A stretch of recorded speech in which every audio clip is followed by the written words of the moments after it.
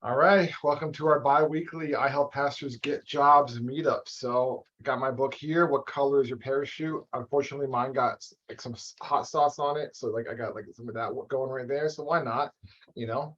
But I'm excited to jump in. We're gonna hit chapters 1 and 2 today. But really, guys, like what I'm imagining this being is really informal. I don't have questions or anything queued up. If you didn't read the book yet or the chapters yet, don't worry about it. I had one of our members, I asked him if he was going to come today, and he said, well, I haven't read the book yet. I said, well, you can still come and listen and learn and enjoy the fellowship. But there's a lot of good things in the first two chapters. I'll kind of kick us off with what I thought was really interesting, which is like this chart on page 11. I don't know, I'm kind of slow, so I like charts more than I like words. For those of you who are kind of uncertain about what this says, basically, when an employer wants to fill a job, the very first place they want to look is within, right?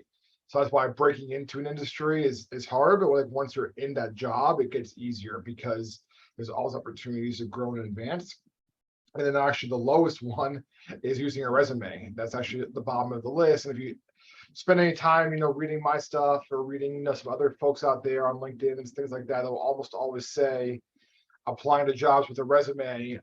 It works, people find jobs that way, but networking is the most effective way. Being like, our friend Steven and start talking to your neighbor, if that's what it means. Well, there's different ways to find your way into that front door. Normally it's through the side door or the back door even. But yeah, I thought that was an interesting chart. I thought it kind of confirmed what I had suspected. So I thought that was a good way to kick it off. Like, okay, this is true. So what about you guys? What did you come across? You're like, oh, this was an eye opener for me, or something I found interesting in the first two chapters.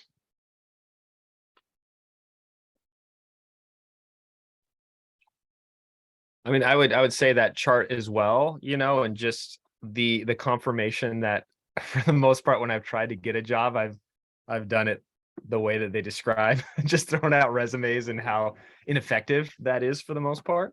But something else that really just kind of stood out to me was just the question, are you employable? And how can you make yourself more employable? And just thinking through that, because I tend to focus on all the reasons why, well, I can't change an industry or I don't have any experience. But kind of what we've done in this group is just rethinking those things we've done as pastors and churches and how to, reapply those or how to make them fit a different context. And so that just is an encouraging thought as I continue the journey of just thinking, yeah, how are you employable?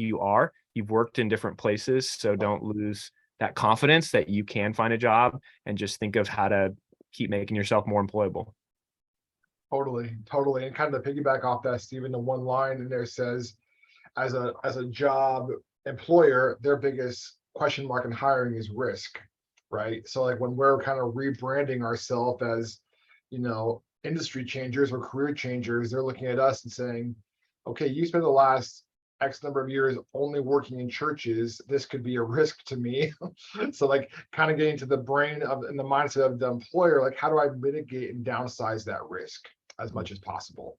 Right. I think it's so helpful when you're beginning to think about rebranding yourself.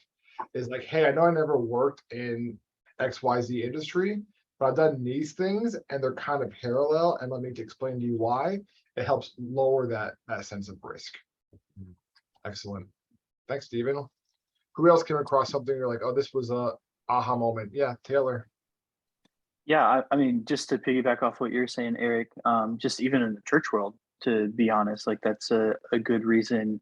I'm not gonna say a good reason for me, but it was one of my factors of just having the past 2 years and just unexpected changes in leadership when you get brought on and having to deal with that. But then, as you try to apply to another church and they see that on your resume and they go, oh, well, I've had to address that risk and be like, listen, like these are outside of my control. Like I could not control any of this.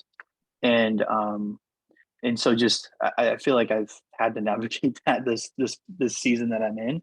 But it also makes sense. And then I've found just being open of like why I'm transitioning, and it's nothing of like hate or anything like that, but just man, I feel like I want to stretch my skills, and here's what I can help you prove.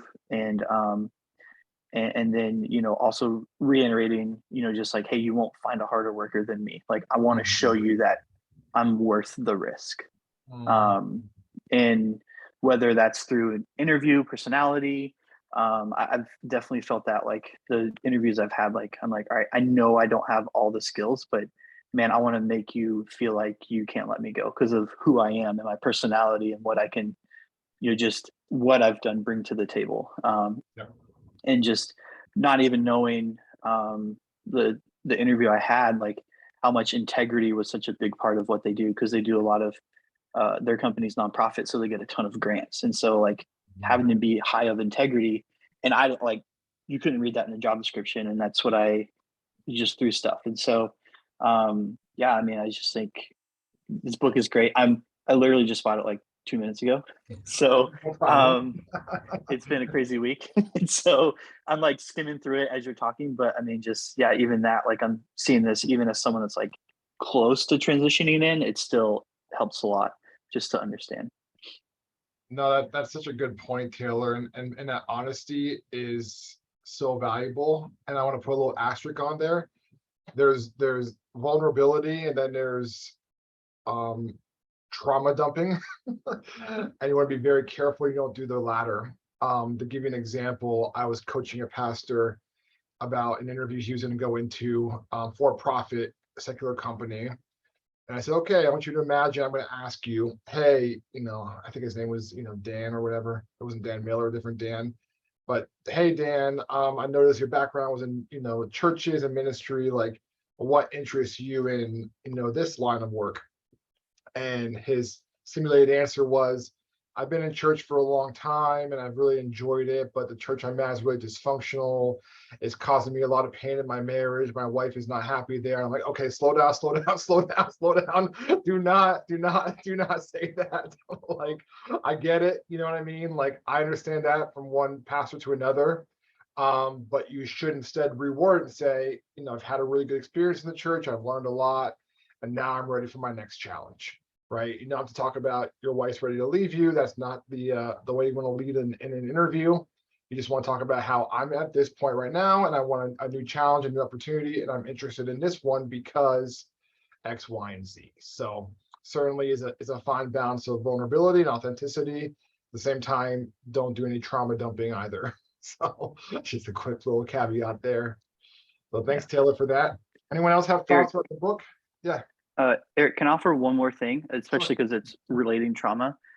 Um, so the company I'm interviewing for, not Planning Center, the other one, is like racial equity lens, if that makes sense. And so like both rounds of my interview, they have asked like, what's your thoughts on this? And so unfortunately, my previous role in the church, my wife works in racial equity, and basically my lead pastor overstepped his boundaries and said, you know, your wife should have never worked in this, which is like none of his business because I'm employed there. But like me, I had to work through the trauma internally, but being able to say that because it's a response and saying like, I left a job because it wasn't racial equity, like, and fully believing that, like, and not like, oh, well, it's just a buzzword, things like that. I feel like that's, if it's appropriate, like you could Yeah. offer like the trauma, like, hey, this is why we left, and not like, oh, well, he was, you know, a big butthead and I just didn't like him. Like, Totally. Yeah. Yeah. and so How you frame it is very critical. 100%. Yeah. Or it's nothing wrong with saying like I need to find a career that provides more work-life balance. And being in ministry, you're on the clock 24/7. I haven't taken a vacation. I haven't had a day off, and I'm tired. And I want a job where I can work really, really hard, but turn off at the end of the day. So it's okay to say that. Any other thoughts on the first couple chapters? Yeah, couple things. I just thought it was great, and a reason why I'm here and I got this book is like you can level up on your skills, whatever the area of need is. Like I'm at a point where I've been getting interviews. I've had one offer that I declined, but it's like I'm at the point where it's like I think my interview levels or skills need to go up to the next level. So it's like just thinking about it in that way. Obviously not taking it personally when I don't get the call back, or navigating the headspace thing was big too. I think he talked a lot about that. Like, how do you keep up like during this process, because it can be draining, getting rejections or feeling like you're misunderstood or you didn't articulate clearly. So I think it's great to think about it like in a skills way. That's been helpful for me so far. Yeah, definitely. If you don't mind me picking on you, Dan, like what do you think is like a way that you're trying to improve your skills in interviewing? Like you've had a few under your belt and you're like, oh, I want to get a little bit better at this. Yeah, I think part of it is just owning what I've done. So like refining the resume and cover letter and all that stuff is like brought some of that out, like the things I've accomplished, but just being more confident and clear in articulating that. Yeah, I think that's part of it. Just being confident what I bring to the table. Definitely. Yeah, that is one of the challenges that we pastors have when we transition, because a high value for a lot of church jobs is humility. And of course you can be humbly confident, but at the same time, they do want confidence. They don't want us walking in there, scared or nervous or unsure of our skills and abilities. So yes, owning them, like I've done these things, I can do them for you as well. Certainly goes a long way when you're in those interviews, without a doubt.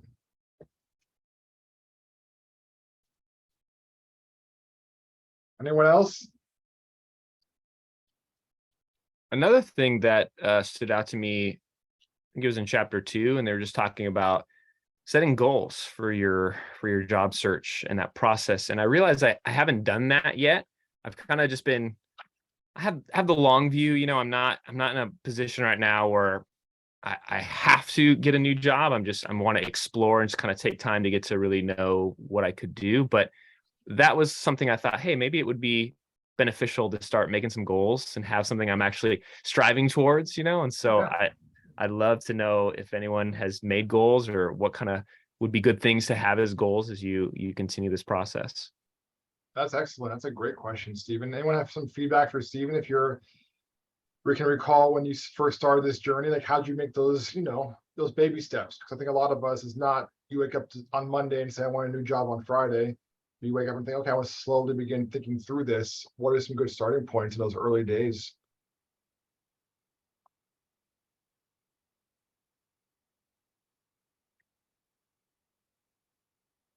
I think for me, it was I had, so the week before this meeting, I'm a part of like a council for a college. And so for me shifting, I was like, I want to get at least one interview before I leave. Just as that was just a personal goal that I had. And so it was like 10 days from the time of setting that goal, which is pretty audacious in some ways, but just, I was like, rent's coming, mortgage payment, bills are here, it's real. And so type deal. And so I think for me, just even getting caught up in that goal, like, all right, I want to at least get one interview. So then even coming into that trip, I was like freaking out, like, man, I only like, I had all of these and they just kind of fell apart. But then like I was able to remind myself, like, yeah, but I had one interview before I left. And so then it was going into that, and having like a 14-hour travel day, I'm not like stressed and thinking like, or even going into that council, like I'm not like stressed and worried of my mind and framework, like, hey, I hit my goal. And then coming back and saying, okay, I have a second interview here. Where else can I continue to refine and go through? So I don't have a goal after that because I'm in just rounds, if that makes sense. So I can't be like, oh, I want a job by next week. Like I am at the mercy of the company's schedule of, I can't be like, hey, can I have a job by next week? Is that going to work? Like, but having a goal set, I mean, I know, maybe it's just like by Thanksgiving, I want my resume to be completely ready. to be able to send out during December, or whatever the case would be. Yeah, that's so wise, Taylor, because I feel like so many times when we set goals outside of our locus of control, right? So if your goal was, I want a new job by January 1st, it's like, well, that's great. And we, to Taylor's point, we can't control companies' hiring schedules, right? So what we could say is hey, I want my resume to be 100% complete and ready to be sent out by January 1st.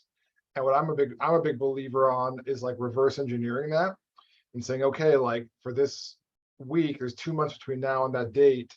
For this week, I'm going to do, the first, 10% of my resume, the format and remessaging my skills, like whatever it is, or I'm going to do, this little bit and like little by little chip away at it.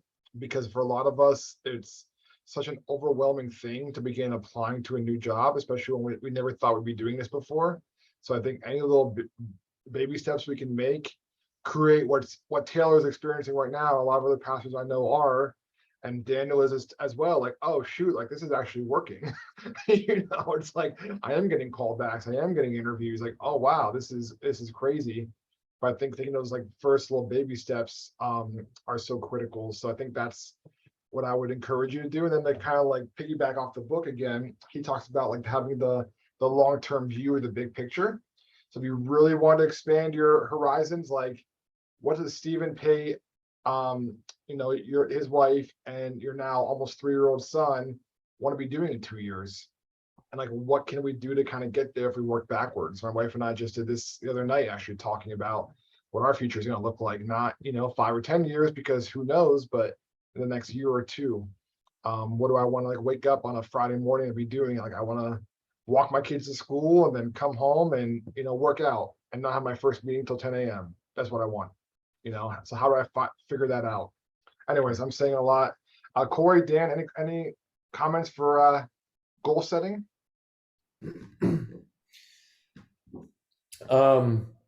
I guess this is the goal setting I have in my mind right now is it falls in line, but less about the job searching. But oddly enough, in that second chapter, these are the first couple of things he talks about, which is just simply like taking care of yourself, like physically and stuff like that. And you just mentioned going to the gym, and so I've found over the last couple of months of being in a more regimented schedule with those kinds of things has helped me think through, have a better like mental space, physical space. Like that has helped in me thinking more clearly on like, all right, do I actually want to get some other job? Like, I think when I feel off, like physically, whatever, I'm not quite taking care of myself that good, like then, like I can fall into like a woe is me a little bit, and just kind of not do anything.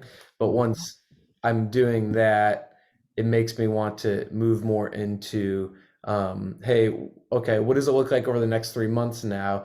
If I'm transitioning from, for me, for instance, excuse me, out of youth ministry totally, and I want to get some other job, what does it actually look like? What are the conversations? Who do I have to talk to? Other elders or pastors like to get involved, and then also just thinking through what do I need to do now to get my resume, or those kinds of things. Like those things I'm thinking about now, but I just, as I was reading that second chapter, I was like, it's interesting that that's what he mentions first, instead of like, you need to get all your stuff online for people, what, etc. So that's just has kind of been in my head, Yeah. as I read that. So That's huge, Corey. I mean, I think that he did that intentionally, don't you? Like, this is the Yeah. foundation. Like, if you're not taking care of yourself, how are you going to show up in an interview? How are you going to show up, Right. Yeah. networking? You're going to like not have confidence. You're not going to feel good about yourself. Yeah. I'm so Mhm. glad you raised that, Corey. Thank you. Yeah, I would say, just for me, 2 things that stuck out like really big is number 5, like develop a flexible mindset by reframing your solution or situation. It's actually, oddly enough, there's a book that my wife's company read called Appreciative Inquiry, that her CEO, it was like her graduate professor, I'm blanking on her name, but like it goes through these steps, and I was reading it just after she got it, and it was just powerful. Like just especially in the church world, like, you know, we can't really define the reality is already defined for me, just in world and period. But like we can't really define the reality, but we get to create our own. And so um that was great. And then too, like I'm very type A, so like a lot of lists and stuff. And so I have to cut myself slack when there's things outside of that that I can't control that derail that list. I think a lot of times in church culture, I was a pastor for 10 years. Things derail us, but like the because there's no like a key performance indicators other than our attendance.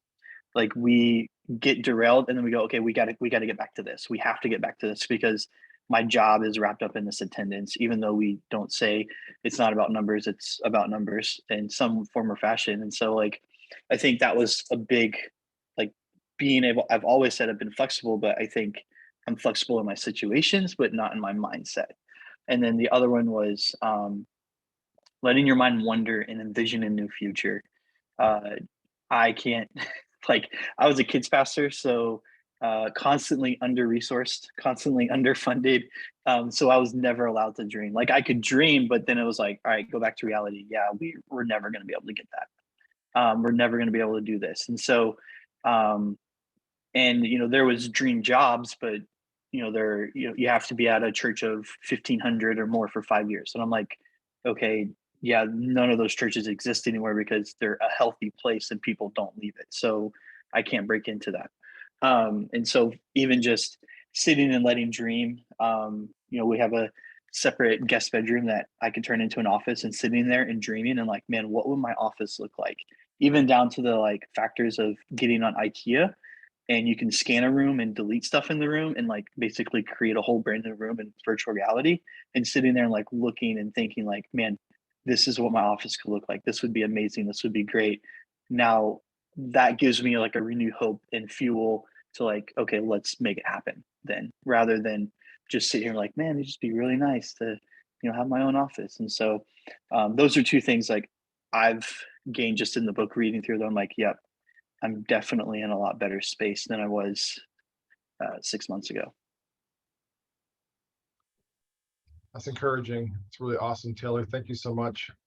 Really, really cool. Anything else, you know, that stuck out to you? I mean, I know the first 2 pages is just getting into the meat of it, but the one other thing I was going to raise, I think it's in chapter 1, going back a little bit. Let's see if I can find it now. I can't find it now, but basically what it was saying was like how long people stay in jobs. And it was like really telling. So it was saying, you know, if I remember the data correctly, it was something like 30% of employees will only work in their job for less than a year. And I find that's also a huge mindset shift for a lot of pastors, because obviously when you're in ministry, you know, it requires a level of longevity, and that's kind of the expectation in general.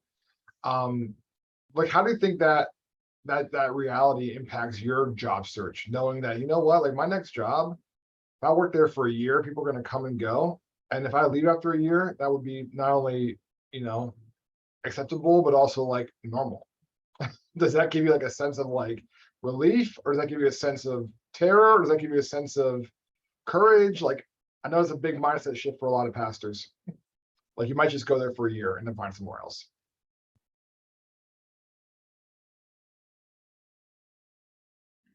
It's definitely different to think about.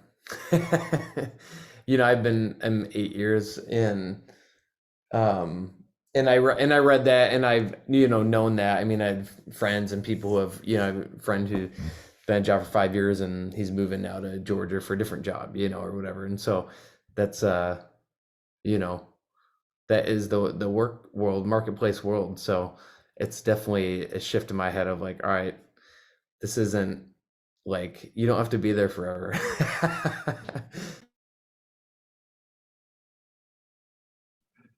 Yeah, I think that catastrophizing is one of my negative qualities. I always think, what if I get this job and it sucks? It's like, well, it could. and you're not married to it. You can leave, right? So, and actually, I encourage a lot of folks that are, career changers, and we pastors are career changers. Like, your next job probably won't be your forever job. It probably will be your stepping stone to something you like more, but you got to step on a pebble before you go onto a rock, so to speak. So, what about you, Stephen? Does that your next job might be 1 year long? Does that give you a sense of, okay, it's not so stressful, or you're like, wait, I'm gonna do this all over again in a year? I think the initial reaction is a little bit of stress, just because, yeah, it's a different mindset. I was at one church for like 11 years, and then another one for a year and a half, and this church I've been at for 2 years. So I feel like I've kind of gotten more used to changing, but I think still the idea of, and maybe part of it is if I'm leaving the industry of the church or ministry or whatever, then wanting to like find the right fit and not just be like, oh no, I left and where am I at? It wasn't a good move. So I think that's part of the fear.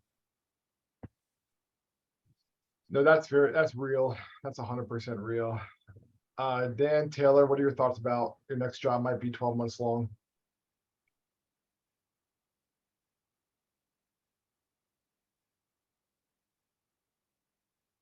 I mean, yeah, I mean, it's gotten more comfortable. I've been at my current job for a while, so I've had to like detach in a sense, because after being there for years, it's like there's a sense of, I guess, loyalty, camaraderie. Like, I know these people, they know my family, like all this kind of stuff. So probably in the last year or so, I've been able to like detach a little bit mentally, which is helpful. So I can focus on what's coming ahead. But it is a weird thing, especially the longer you stay somewhere. Totally. And it's also like a really tough thing too, because like we feel that way as an employee, right? Like, I'm close to these people, they know my family, I care about them, they care about me. But the thing that bonds you is a job that doesn't have feelings. Does that make sense? So like, I'm really close to my manager and a lot of my coworkers, and like we had New York City has had very long lockdown and masking and COVID restrictions. So on Friday, our whole team, our whole company, like our whole site, 50 plus people, went out to eat dinner and a happy hour, and nobody was wearing a mask. It was the first time I've done that in 3 years. I thought this is like actually really fun, like hanging out with people, pretending like it's 2019 all over again. Which I know for some of you, it's like, wait, what? Like that was me summer 2020. But anyways, in New York, it was pretty tight. And realizing I really care about these people, I really love them, I really like being with them. But if my employer, this non-feeling entity, said Eric's job is no longer needed, they would let me go. And I'm sure those people that I hung out with on Friday would care, but there's not really much they can do about it.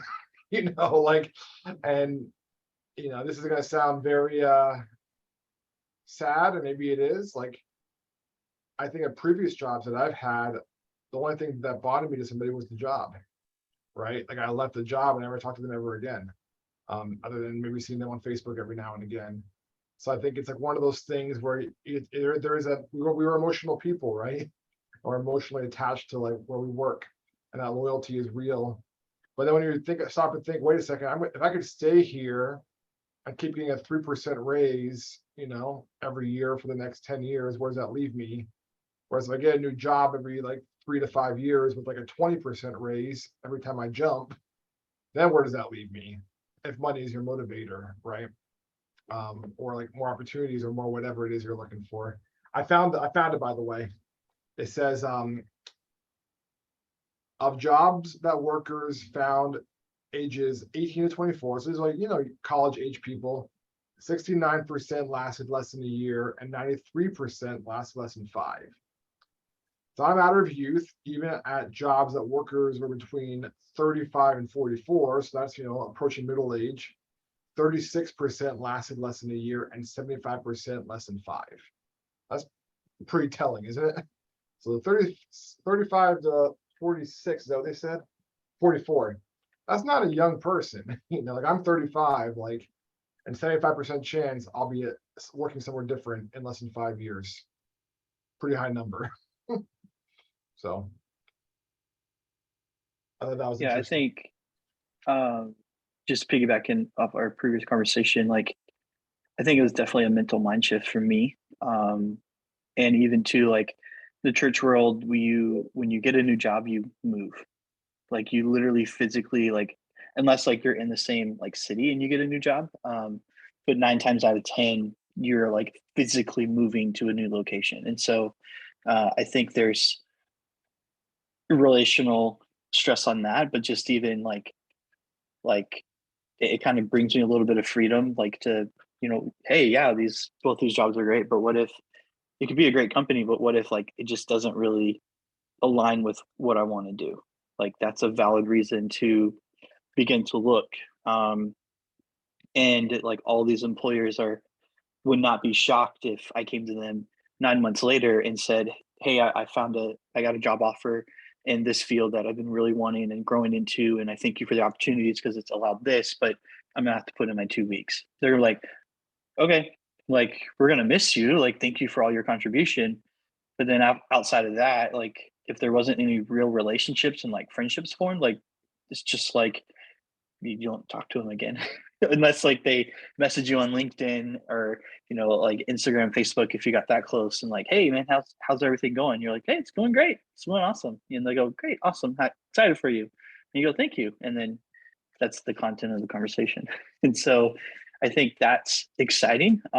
It's also um, for me a little bit relieving to know like I could get a job and then if I still feel like a shift of like um, man, I want to be back in like full-time vocational ministry. Like I'm able to have a job that I can pay and continue to do stuff while I search rather than in the church world where you say, hey, I feel like God is calling me out of this. I go, okay, cool. You have 3 weeks. And then you go, yeah, okay. So how am I going to like pay my bills for the next 2 months? Because there's no way I'm going to find a new church, new location, interview, all that stuff in 3 weeks. Like that's just like almost impossible. So That's a really good point, Taylor. And I think that probably is a big reason why, like when we are in full-time ministry, that the transition is so hard because you're right. Like what other jobs, unless it's a very senior level position, are you gonna uproot your whole family and move to a new state, where you might not know anybody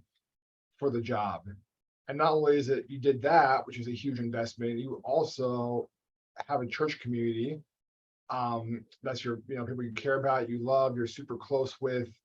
When you have like a job like marketplace job, those components, they just aren't there, right?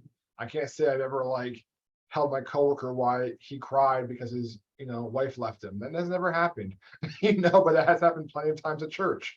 So that bond is very different, and that connection point is very different. I guess it all comes back sort of to like your view of like work. Like for me, as I shared on our page this past week, like I turned down a promotion this past week because my view of work is like I want to work so that I can be the husband, father, and pastor I want to be. And like, sure, I can climb a ladder and make some more money, but then I'm doing less things that I want to, which is be a husband and pastor and father to my children, my wife, and my church. So I think it's like kind of making that push and pull of like, what is it I ultimately want? And let me find a job that accommodates. The good thing with this book is it gives you exercises to think through that. And it really is helpful because a lot of us don't stop to think like, if you were to ask the 5 of us in this room, what's your perfect job? It'd be like, I don't know. It's like, well, why not expand your horizons a little bit? Like, what would it be? Where would you work? What kind of stuff would you do? What would your colleagues be like? Would you be remote? Would you be in person? Would you be hybrid? Would it be fast paced? Would it be slow and relaxed? Like a lot of us don't stop to think about those things. What do we actually want in our next employer? And I believe as followers of Jesus, like we should pray for those things. We should pray like the next place we go, I want, this, and God, honors that. So anyways, we got about 10 minutes or so left. Is there anything else on the first 2 chapters that we want to raise, or do we want to go ahead and wrap it up here in a few?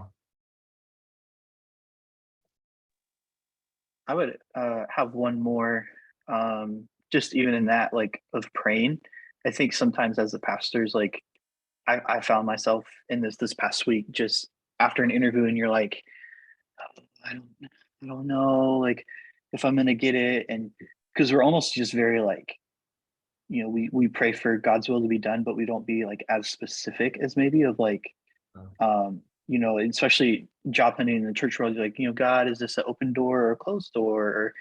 Or but like me just like, hey, like one, I solidified it. Hey, I walked in, I did the best that I could.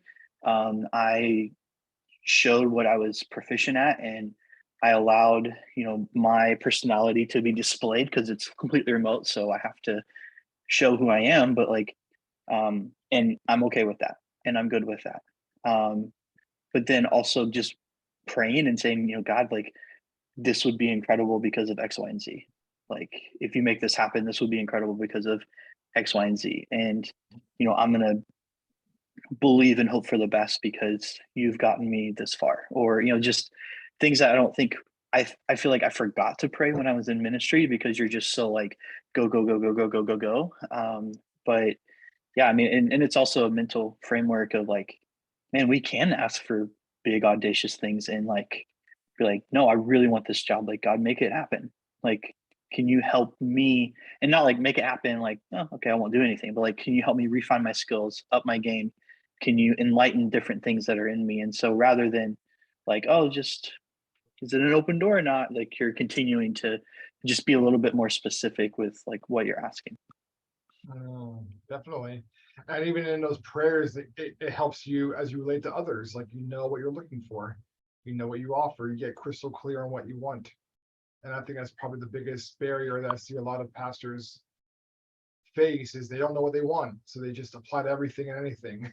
And then a month goes by and they apply to 1,000 jobs and they call me frustrated. I'm like, well, yeah, that your strategy was not the best. It was okay, but a better strategy is instead of applying to 1,000 jobs, find 10 and like work your network and try to get on people's radar.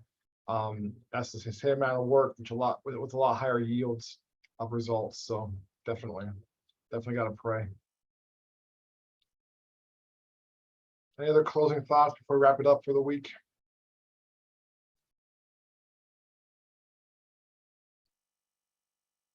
Cool. All right. Well, you know what? In that theme, why don't we pray? That'd be all right. Why don't we pray for all of us? We're all in different phases of our job search. I'll stop because, did Jesus say don't pray before others?